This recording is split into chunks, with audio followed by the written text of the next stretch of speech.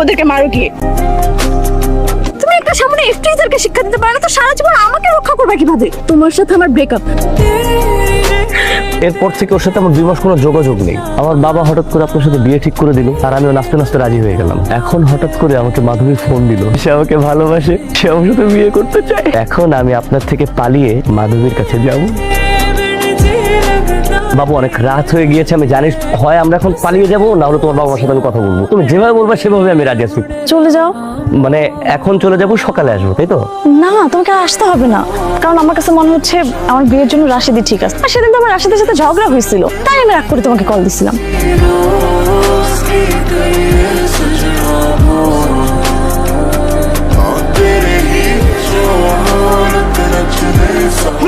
ওটা আমার গার্লফ্রেন্ড ছিল, এটা আমার পরিবার।